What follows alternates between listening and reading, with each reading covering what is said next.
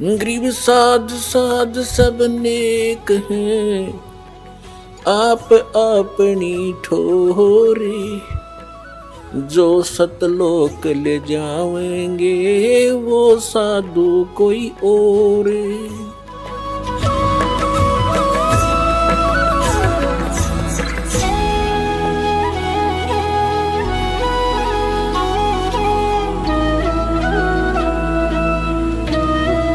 तो इस कारण से एक छोटी सी कथा सुनाते हैं, क्योंकि पुण्यात्मा ये सत्संग है और ये आत्मा की खुराक है, आहार है। अब जैसे व्यक्ति स्वस्थ है तो सुबह खाना खाता है तो शाम को भी उसको भूख लगती है तो वो स्वस्थ है, और यदि उसको शाम को भूख नहीं लगती है तो समझ लो उसका कोई बीमारी ने घेर लिया और कोई जबर की तैयारी है, यानी उसको कोई डिफेक्ट हो गया शरीर में। तो कहने का भाव ये इसी प्रकार जैसे ये सत्संग है, ये कथा वही है और हर एक बार सुननी पड़ती है। इन्हीं कथाओं से आत्मा जागृत होती है, निर्मल होती है, हमें प्लस माइनस पॉइंटों का ज्ञान होता है।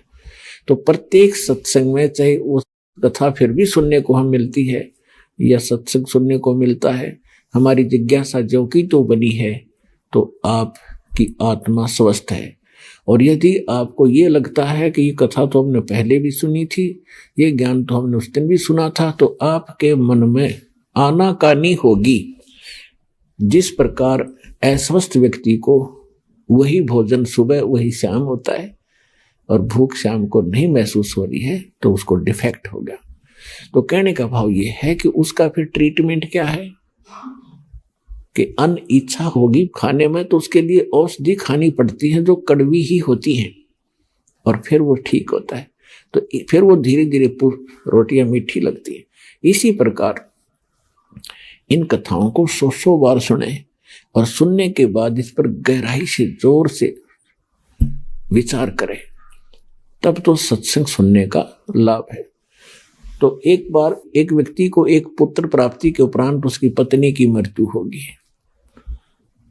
उसने दूसरी शादी कराई, किसान था, उससे एक पुत्र उत्पन्न हुआ और फिर उस किसान की भी मृत्यु होगी। बड़े वाले लड़के का विवाह कर दिया था, उनके कोई संतान नहीं थी बड़े वाले लड़के के। छोटा जो दूसरी माँ से उत्पन्न हुआ था वह माँ भी मर गई और वो पिता भी मर गया उसका। अब बड़े का विवाह हो गया था तो वो छोटे वाला कुदरती थोड़ा सा बीमार हो गया। दूसरी माँ से जो उत्पन्न हुआ था, जमीन बहुत थी तो उसने बीमारी का इलाज कुछ दिन करवाया उस बच्चे का। फिर उनके मन में दोष पैदा हो गया। दोनों पति पत्नी ने मिलकर के स्कीम बनाई कि इसको विष दे दें छोटे वाले को और सारी संपत्ति अपनी हो जाएगी। सबको मालूम है ये अस्वस्थ है, किसी को शक भी नहीं होगा। ऐसा ही कर दिया। एक दूर देश के डॉक्टर से बात की, उसने उस समय 500 रुपये मांगे और उसको विष दे दिया। लड़का मर गया। अब खुशी का ठिकाना नहीं, क्योंकि एक तो पैसा लग रहा था वो बच गया। 1 वर्ष के बाद उनका लड़का हो गया, पुत्र उत्पन्न हुआ। खुशी का ठिकाना नहीं, और उसको खूब लाड प्यार से खिलावे पिलावे, चंद दिनों में वो युवा हो गया। यानी 16-17 वर्ष का जब वो हो गया उसका विवाह कर दिया। विवाह होने के तुरंत बाद वो लड़का फिर बीमार हो गया। उनका अपना पुत्र इतना रोगी हो गया कि उन्होंने बहुत पैसा पानी की तरह बहाया। दूर देशों में जहां भी जिसने कोई वैद्य बताया, कोई जंतर मंत्र करने वाला बताया, वहीं गए। आधी संपत्ति यानी जमीन भी बेच दी और लड़का ज्यों का त्यों प्रतिदिन सूखता ही जा रहा था। एक दिन उसका पिता बैठा था, लड़का चारपाई पर लेटा था। लड़के ने कहा अपने पिता को कि भाई साहब मेरे कफन की तैयारी करो, लकड़ियों की तैयारी करो, अब मैं अपना हिसाब किताब करके मैं चलने वाला हूं। अब उसके पिता ने सोचा बच्चा रोग के कारण इतना अस्वस्थ हो गया, इसका दिमाग भी काम करना बंद कर गया और मुझे ये भाई कह रहा है। तो उसने कहा बेटा मैं तेरा पिता हूं, भाई नहीं हूं।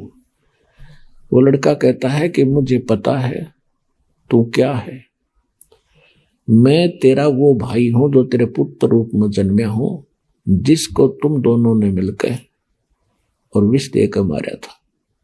मेरी आधी संपत्ति जो थी वो मैंने खर्च करवा ली, अपना पूरा कर लिया। अब तेरा और मेरा इतना अकाउंट रह रहा है, एक लकड़ी और एक कफन का, और वो तैयारी कर ले। अब उस समय उसका कलेजा पकड़ा गया। अकबर जी सा कराया था वो मेरे आज आगे आ गया। अब आदमी के साथ जब घटना घटती है तब उसको महसूस होता है, और सत्संग में आने के बाद जीव को पहले ये आभास हो जाता है यदि मैं ऐसा जुल्म करूंगा तो मेरे साथ एक दिन ऐसा होगा। तब उसने कहा कि भाई बिल्कुल सही बात है, हमने जो जुल्म किया था भाई मेरे सामने आ गया।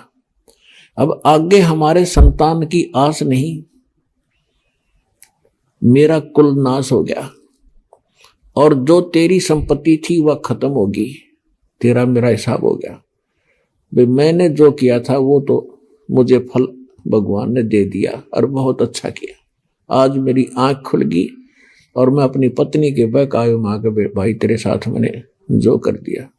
वो बोला भाई जो किया वो भोगना तो पड़ेगा ही पड़ेगा, किसी के बहकावे में करो चाहे ना करो। तब उसने पूछा, उसके पुत्र भाई कहो चाहे बाप कहो, उसने उस लड़के से पूछा, वो भाई जो बोल रहा था कि मैं तेरा भाई हूं और वैसे उसके शरीर से का पुत्र था, उससे पूछा कि हमने जैसा किया वो तो हमारे सामने आ गया, हमारा तो सर्वनाश हो गया। अब कुल नाश हुआ, संतान आगे है नहीं, लेकिन एक बात बता, जो तेरी पत्नी है इसने क्या अपराध कर दिया जो तेरे साथ ही जिंदगी जलेगी? उसमें सती प्रथा थी, और सती प्रथा के तहत उसमें क्या होता था, यदि किसी लड़की का पति मर जाता था उसको सात चिता में जिंदा फूंका करते थे। तब उसने बताया कि वो वैद्य कहा जिसने मुझे विष दिया था। तो उसके पिता ने बताया कि वो तो उस समय तेरी मूर्ति के 4 वर्ष उपरांत मर गया था। तो उस लड़के ने बताया कि ये वही डॉक्टर है, वही वैद्य है जो आज यह मेरी पत्नी बनकर आया है। अब इस नालायक को सजा मिलेगी, ये जिंदगी फूकी जाएगी। तो पुण्यात्माओं ये 100% सच समझ लेना, परमात्मा का विधान है, एक लेवा एक देवा दूतम, और कोई किसी का पिता नहीं पूतम। ये तो ऋण संबंध एक दूसरे का लेन देन उलझा हुआ है, अंत में सब 12 बाटा, कोई कहीं जाएगा कोई कहीं जाएगा। तो कहने का भाव यह है कि चलो ये भी आपको ज्ञान हो गया कि भी पुत्र है पुत्री है, पिछले संस्कार तो हैं ही, कभी हमने इनका ले रखा कभी न हमारा ले रखा, कोई देने आ रहा है कोई लेने आ रहा है। ये तो अब बात समझ में आ गई। अब हम परमात्मा का सहारा लेंगे। इस परमात्मा के पास एक ऐसी पावर है, ऐसी शक्ति है, विटो पावर है, हमारे संस्कारों को अब खत्म कर देंगे। अपनी तरफ से लेन देन हमारा कति सीमित करके इसी जीवन में सबको सुलझा देंगे और पीछा छूट जाएगा। आज आपका परिवार भगवान की शरण में है, सारे सतलोक चले जाओगे, वहां जाने के बाद फिर ना इनकी मृत्यु ना आपकी, संस्कार सारे खत्म। जैसे गीता ज्ञानदाता 18वें अध्याय के 66वें श्लोक में कहता है कि सर्वधर्मान परित्यज्यमाम एकम शरणम व्रज अहम तवा सर्व पापे भयमुक्षामि मा शुच।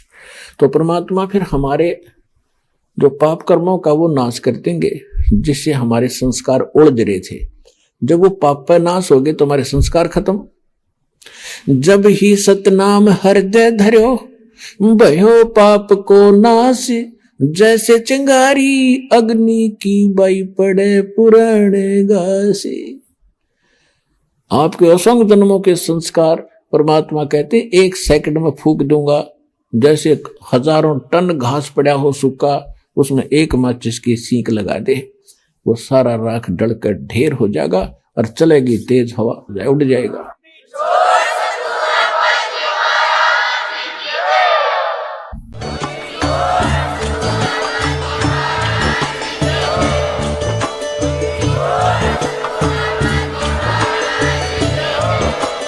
आप सुन रहे थे जगत गुरु तत्वदर्शी संत रामपाल जी महाराज जी के मंगल प्रवचन। अधिक जानकारी के लिए विजिट कीजिए हमारी वेबसाइट www.jagatgururampalji.org।